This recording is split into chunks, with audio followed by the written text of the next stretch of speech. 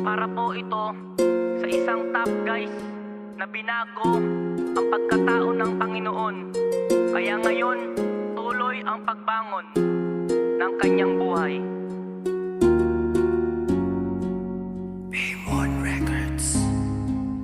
Nabahira na kasalanan ng aking mga kamay. Pag binato ka raw ng bato, batuhin mo ng tinapay. At habang tumatagal, nalululong ako sa tropa. Hindi ko namamalaya, nalululong ako sa droga. Pag hindi nakakatira, nanginginig aking laman. Ibang klase ang amat, tinahanap na katawan. Ang mga gamit na pinundat, unti-unti nang naswak. Gagawin ko ang lahat, makatikim lang ng sarap. Ang sarap na binigay, ang kapalit ay pagdurusa. Hindi ko namamalay, aking ina ang nagdurusa. Unti-unti na rin ako sumasagot na pabalang. Sinasabihan ko silang hindi ako nahihibang. Tatanong sila sa akin, ano ba ang pagkukulang? Hindi sila nagkulang na pangaral bilang magulang. Nang ako'y nahimasmasan, butot balat na ako.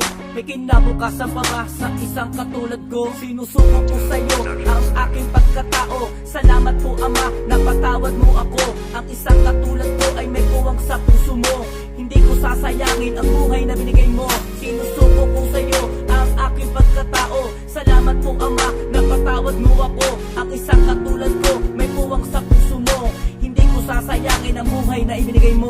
Paano ko mahanapin ang sagot sa aking tanong? Kahit saan ako magpunta, meron sa akin bumubulong. Animoy parang anino na lagi nang nakabuntot. Ang tingin nila sa akin, meron ng sungay at buntot. Napabayaan ko na rin ang aking pag-aaral. Gumuho ang pangarap na walang gintong aral. Ano ko matutuwi ng mga mali kong nagawa? Ang palayasin ng demonyo, bakit di ko magawa? Hanggang sa may dumating sa akin na lalaki ng aral.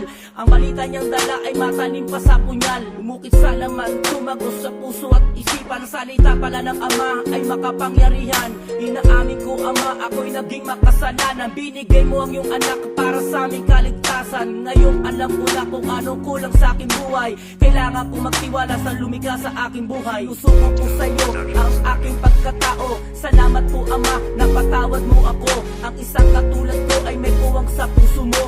Hindi ko sasayangin ang buhay na binigay mo. Sinusuko ko sa iyo ang aking pagkatao. Salamat po Ama, napatawad mo ako. Ang isang katulad ko may puwang sa puso mo. Hindi ko sasayangin ang buhay na ibinigay mo. Ama, sinusuko ko ang buong pagkatao ko. Maraming salamat po sa dalisay na pagmamahal mo. Binago mo at tinuwid mo ang buhay kong magulo.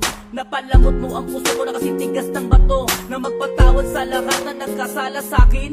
At lahat ng kasalanan ko sa'yo ko lang inamin. Na panahon na para harapin ang kinabukasan.